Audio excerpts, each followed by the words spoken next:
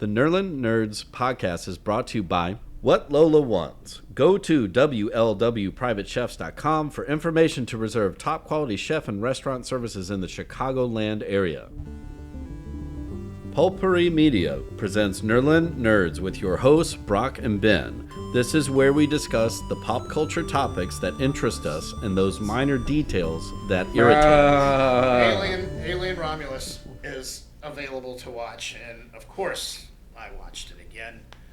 Yeah. I got the wife to watch a good portion of the end there.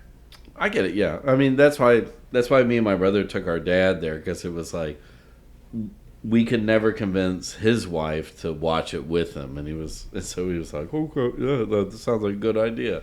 And even, I mean, this guy's like finicky about it, because like, I mean, he saw the original one in theaters. Yeah, God, I'm not that old, but I saw Aliens in the theaters. Yeah, and I was too young to go, but once that hit home rental, that's all my dad rented from Tower Video forever. Yes. I am an alien gimp. Yeah. I love that fucking shit. No, we grew up with it. Like, shoot that shit into my veins. My brother used to call it, like, when, and again, you know, we're of different, or me and you come from an older generations when your parents were like, You're 7 years old. Sure, let's put on this freaky horror movie. My mom took me to see Aliens. Right. I mean, I remember growing up and it was like, oh, we're gonna watch Jaws tonight, and I'm like 5 years old. Yep. I was scared of going in a pool. Yep. I still hate the ocean. Oh yeah, well, definitely. Unless I can see my feet. Of course. If not, I don't want to be anywhere near. Which is why the Gulf is terrifying. Correct. And the Caribbean is not. No. But yeah, it's... They have a scene in this movie that proves that you need to see your feet or it's sketchy as fuck. Because that scene is, again, and like I knew, you know what's going to happen to say, but it is nerve-wracking. I'm trying to remember who was the director of this one. But he really tapped into the ethos of the first two movies. Yeah, like, they were fucking horror movies. Well, that and like, but there's times where Fetty. Fetty Alvarez. There was times that you had like a group fighting together like you did in Aliens, and then there was other times where it was a one-on-one like you had in Alien. Yes. Which is just, and that it was... The tension building, like the first one was like, you didn't know, nobody knew what to expect at all. Well, it was Jaws in space. Correct. Yeah. That's exactly what it was. Yeah, you don't see the shark until two-thirds through the movie. Right. And I want to say that the part where the dude's chest explodes in the OG, like a lot of the cast didn't know happening. They didn't tell them. It was real reactions.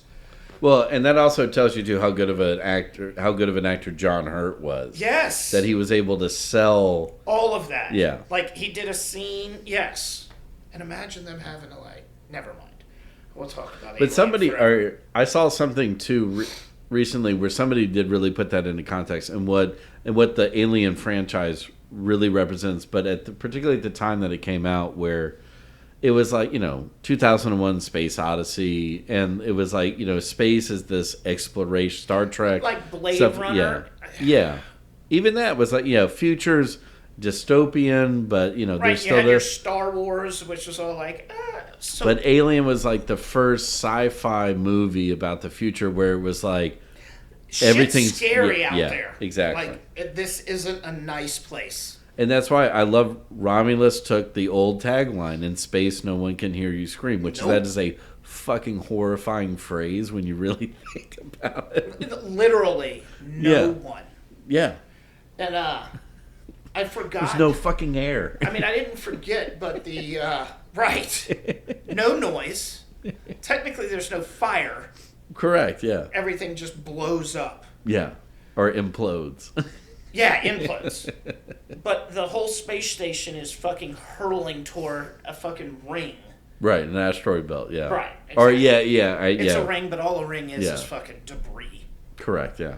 So you've got that going for you. You know?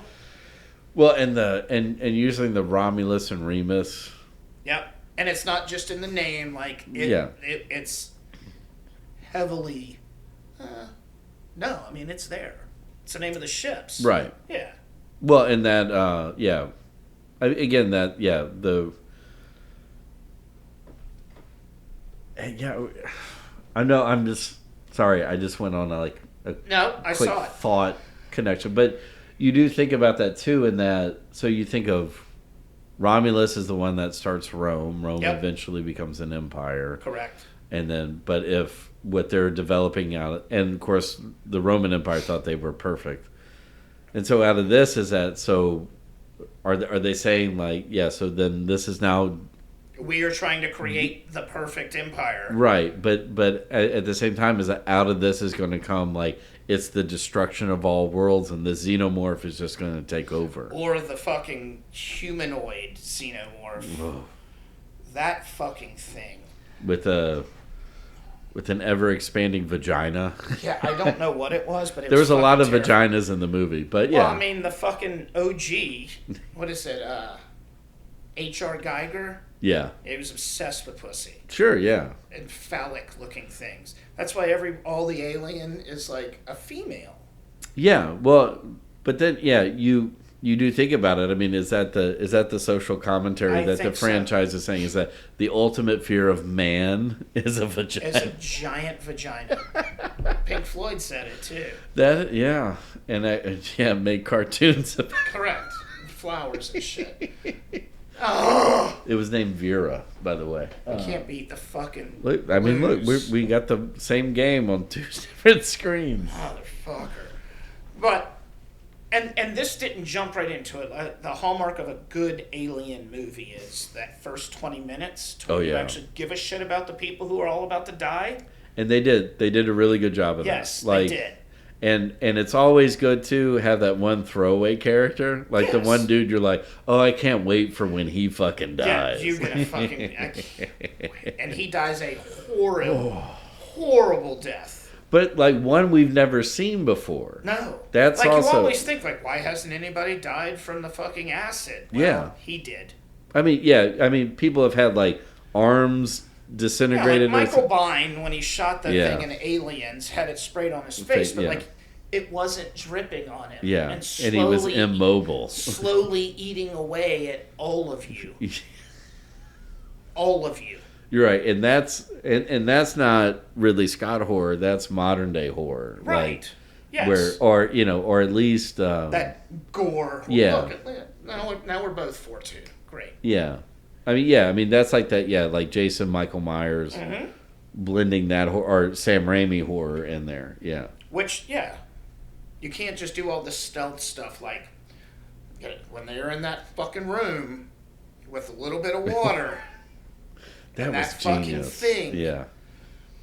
And how close it got with that disgusting phallic thing. But you get before that, you get the countdown. Right. They show it on all the monitors of the temperature rising. Yes. And at some point, you don't know what temperature. Nope. But at some point. They're going to pop out of their cocoon. Oh, my God. They're all being incubated. Yeah. Incubated. Yeah. But are. I mean, like honestly, and like right after that, all of them chasing them. Well, it's like to me, like the face huggers are the scariest fucking thing. Yeah, I don't want anything hugging my face and sticking its cock down my throat. No. And coming in my belly. And because again, it's the xenomorphs. There's the chance that you can fight them off. Right. But we've never seen anybody encounter and have a face hugger on their face and not survive. And the first one survive. At the first one they tried to cut its knuckle and then acid went everywhere. Yeah.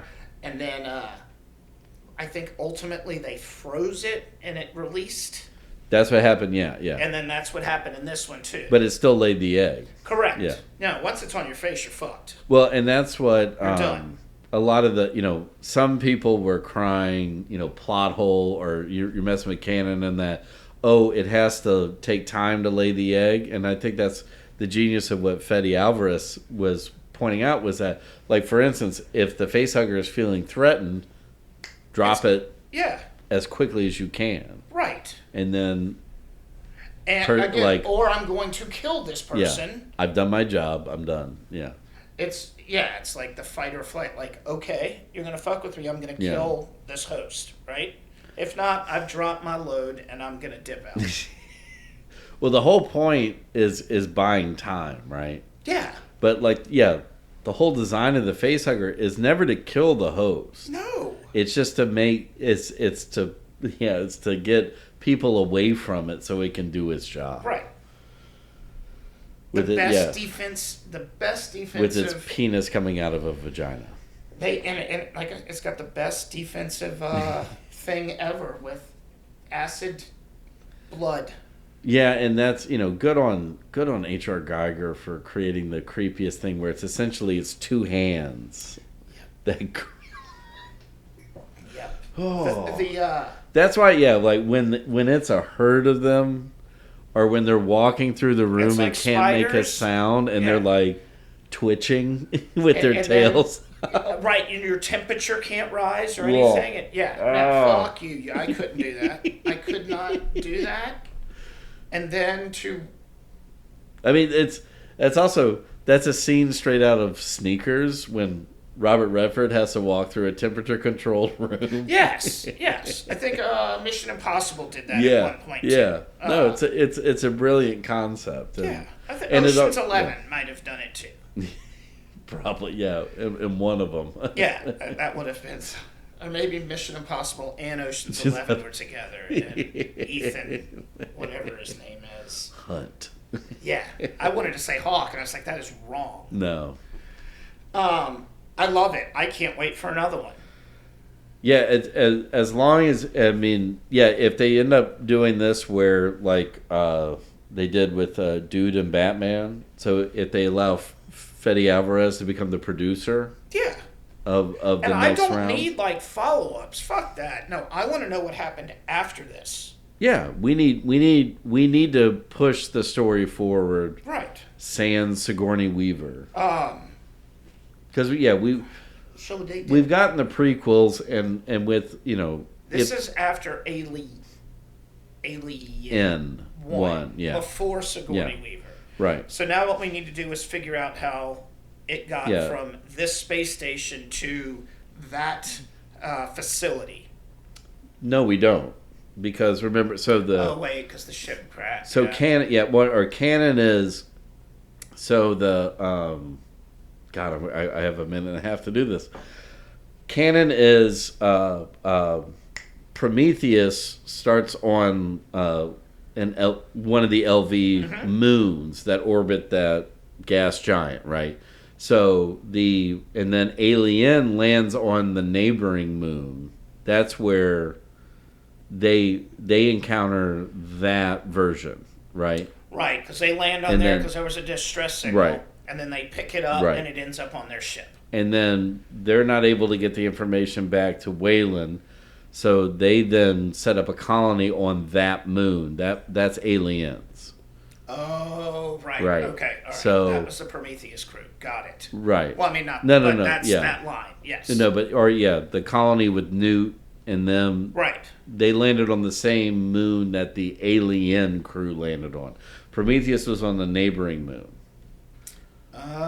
So here and here. That's where Ridley Scott's prequels kind of fudge everything up because it's like, we're developing David's developing the facehugger.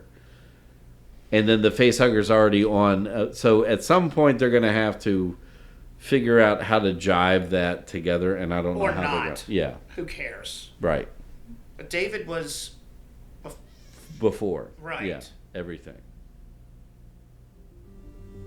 The following segment has been brought to you by Whatever Lola Wants. Go to WLWPrivateChefs.com for information to reserve top-quality chef and restaurant services in the Chicagoland area. The Nerla Nerds podcast is a production of Pulpery Media, produced and edited by Ben Grimion, marketing by Brock Ryder, graphic design by Beck Ryder and Ben Grimion, music by the Heisenberg Compensators.